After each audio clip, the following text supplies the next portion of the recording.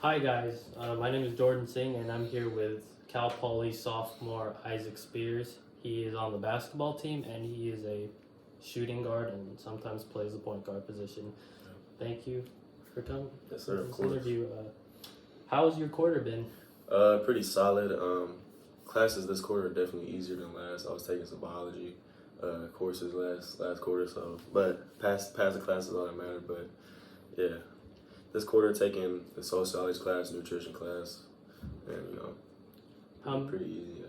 How many units were you taking last quarter compared to this quarter? About the same.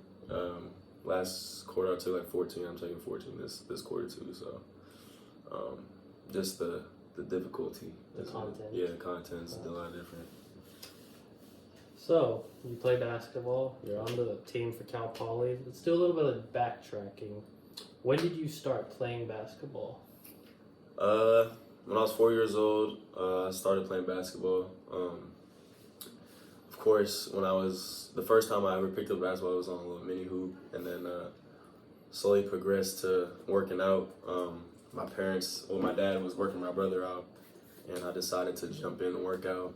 And ever since then, from there, I just took off with it. Was your dad the one who introduced you to basketball? Yeah, for sure. My dad, he actually played overseas, and he played college as well. But, for other reasons, he had to stop playing. He had my brother and me, so he just wanted to be there as a father. Being overseas, you don't really get a lot of opportunity to be there with your kids, and he just wanted to be that father figure in our life, so he just stopped playing. But, So, your dad's been through a lot. He played overseas, college, had to raise you guys. Yep. Has he taught you any important lessons in your life besides like basketball?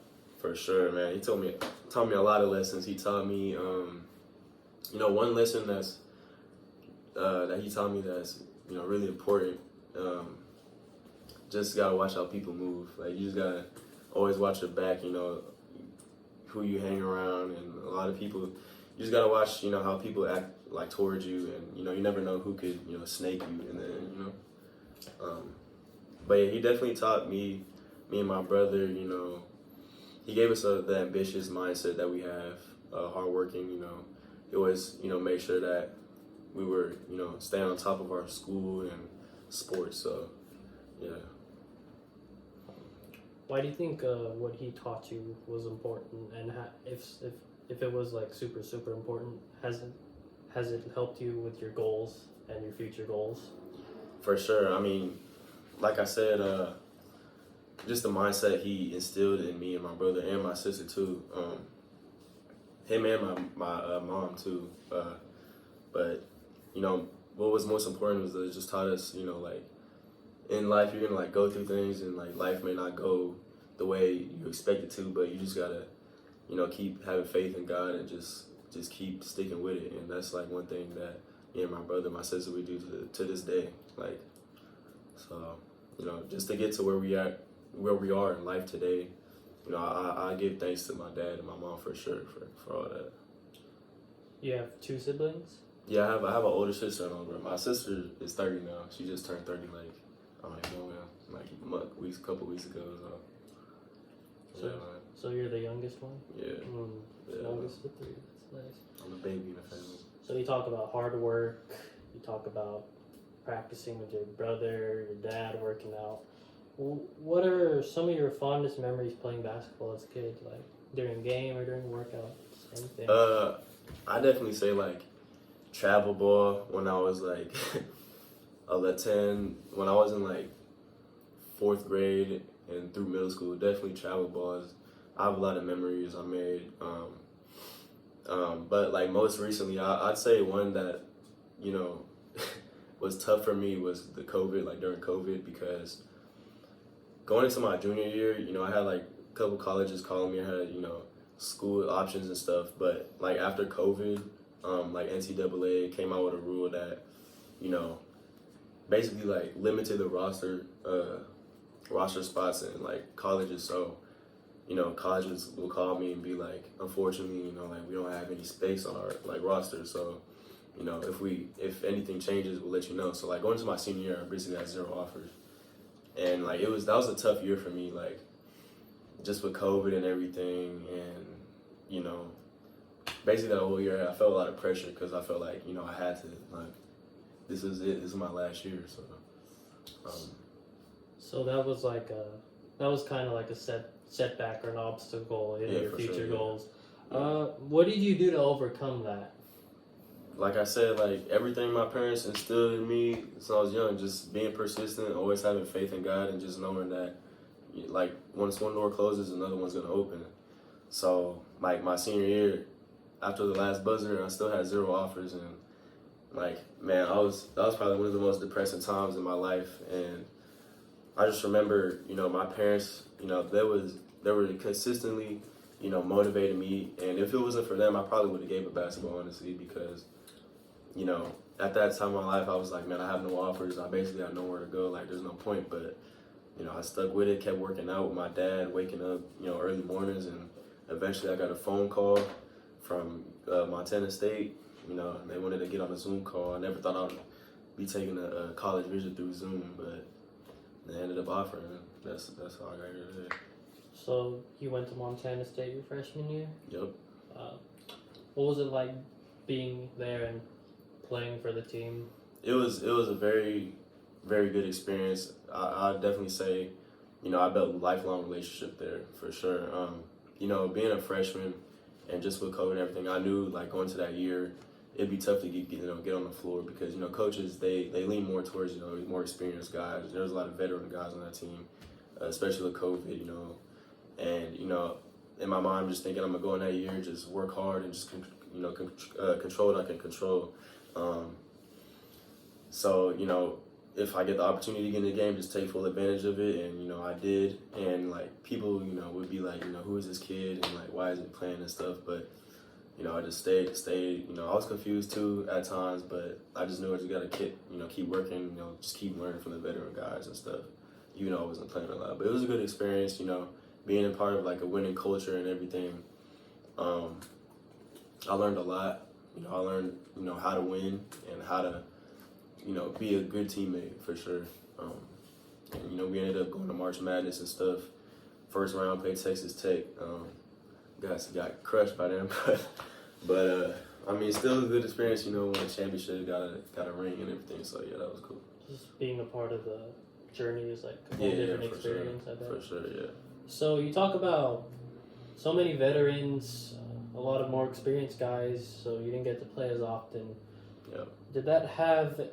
Was that a factor on why you transferred out of there? Most definitely.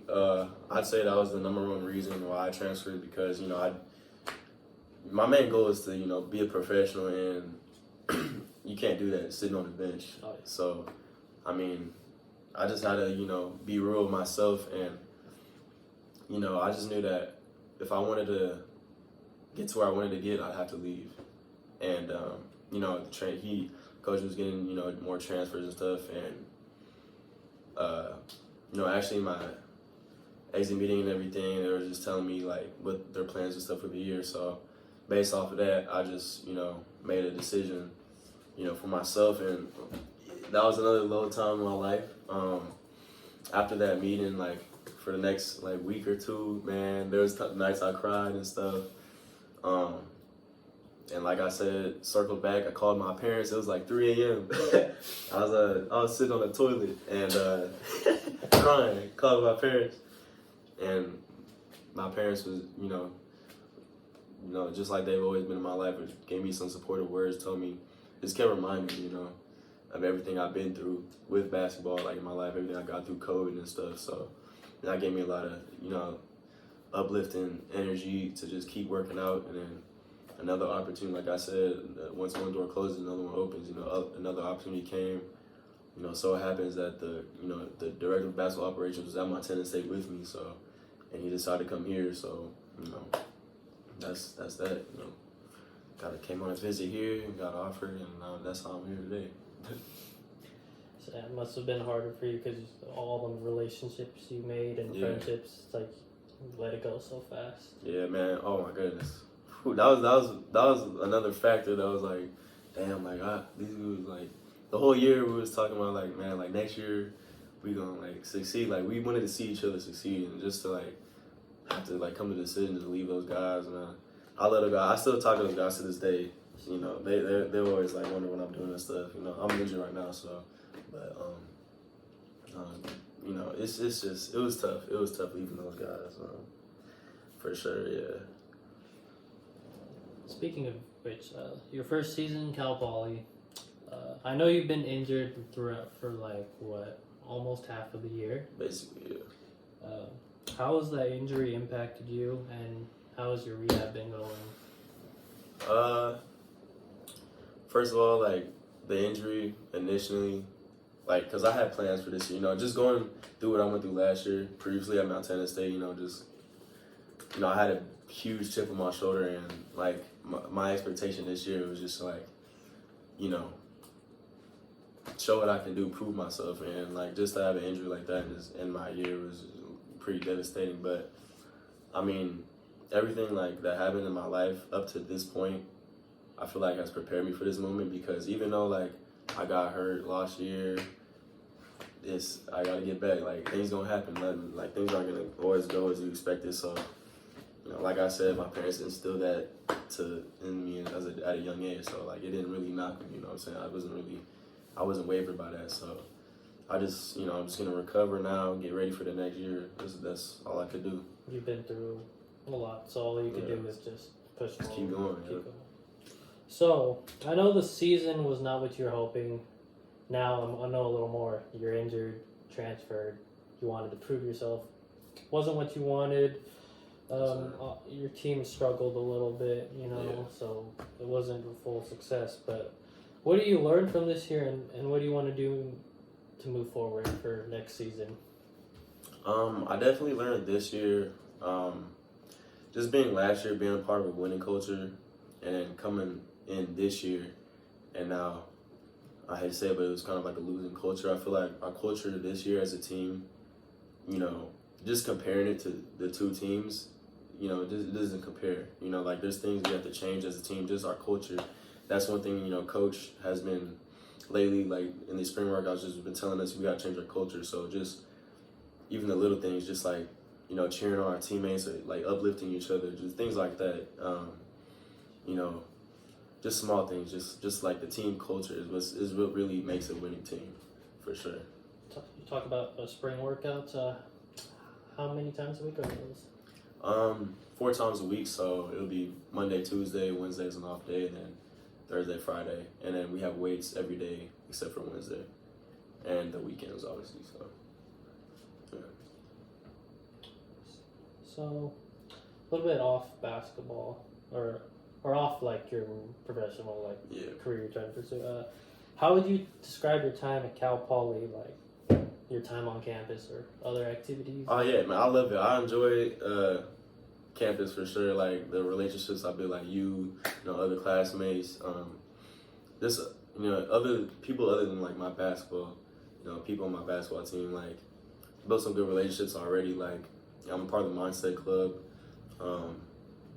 There's like other off campus things to do. Like I'm trying to like learn more about real estate and marketing agencies and stuff like that. So you know, there's a lot of things that are keeping me occupied, especially like while being injured and stuff.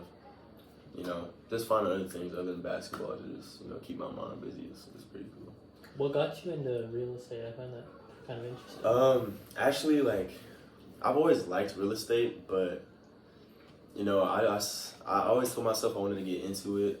I don't know what told me. I just like homes for some reason. But there's a guy back home that I actually, you know, knew, and like he's really successful in real estate now. And you know, I just saw that he was doing it, and like I'm always seeing like on TikTok real estate and stuff.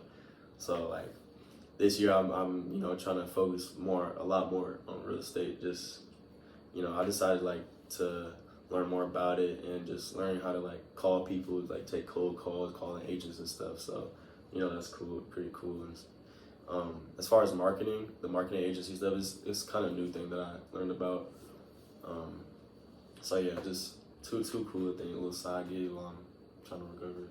Just trying to, how should I put this? Get yourself out there and do some more things. Get yourself. Yeah, because there's at the end of the day, basketball gonna, like everybody said, basketball's gonna stop bouncing eventually. So And you know, it's always good to just have something while I'm here too. You know, NCAA athletes can like start making money, so you know, why not start now? There's no point in waiting. What's your major, and what prompted your decision to choose your major? Honestly, right now I'm a sociology major, but you know, it's a really valuable major, to be honest, because you actually learn about like social problems within like the society and stuff. And I feel like that's something that a lot of people don't know about. There's things that are taught in that major that a lot of people need to know. But as far as like what I want to do with business, I was thinking about switching to business, but I just don't think it's necessary because sociology is actually a pretty easy major, and I can actually use it. You know, just learning about like problems and like within poverty and stuff. You're in sociology, you learn about poverty and like what drives people, you know, to think the way that they do. So I feel like it's gonna help me in the real estate world too. Kind of drives back to like what your dad was teaching you, working hard and Yeah, stuff for like sure. that. Yeah, for sure. Outside of basketball, what are some like fun things, hobbies, like things you like to do? I make YouTube. I like to do YouTube gaming. I'm actually trying to like develop my content creation, so like just doing funny things like prank videos and like reaction videos on TikTok and stuff. Just trying to grow that. And other than basketball, I just pretty much just, you know, hang out with my teammates, with friends, and spend time with my girlfriend, and just, you know, real estate, stuff like that. Just learn about ways to make money. That's really intriguing me right now. You NBA fan? For sure. I'm always gonna be a Laker fan, just because of Kobe. But I feel like Lakers have a chance to do something big this year, for sure. So I'm gonna guess Kobe is your favorite. Yeah, for sure, yeah. Always will be. What made him stand out compared to other basketball players that you were watching? Just like his mindset is it's different. Like, there's no other player I've seen that's like has the same mindset as Kobe. Like, I want to say LeBron, but because he is a dominant player, I'm not gonna lie. But like Kobe was just different to me. I don't know what it is, man. Like, he just had that killer instinct at all times. He was a great teammate, and you know, there's nothing. I just don't feel like there's anything wrong that he did out there. You know. You get a lot of the, like, I feel like he's an inspiration to you with that Mamba mentality. Yeah, for sure, 100%. Anything else you'd like them to know about you? I mean, shoot, we pretty much covered a lot. I mean, they'll just have to find out who I am next year. I mean, I look forward to next year for sure, because you know I'm actually getting these PRP injections in my knees right now. Well, this Friday actually I get them, and basically what it is, like, they take the good plasma out of my blood and then they put it in my knees because, you know, tendonitis. I got jumper's knee, and I ended up having a minor tear in my patellar tendon, so it'll heal that. But 46 weeks I'll be good, and like I just can't wait for next year. I'm excited because a lot of people, I've been kind of under the radar for the last 2 years pretty much. And like I said, I got something to prove, and I really can't wait till next year because I feel like, you know, it's my chance. Like, I'm back, you know what I'm saying? Like, the comeback, I look forward to the comeback. I look forward to, you know, being a leader on the team and just, you know, turning the program around, you know, because I was supposed to help do that, you know, this past year. Unfortunately, due to other, you know, injuries and stuff, I couldn't. But, you know, this year, I look forward to this year for sure. Thank you for your time. Thank you for everything. You, man. We can't wait to see what you bring to the team next year. Yes, sir. Appreciate it. Fully supporting you. Yeah, it's gonna be a movie. Thank you. Thank you.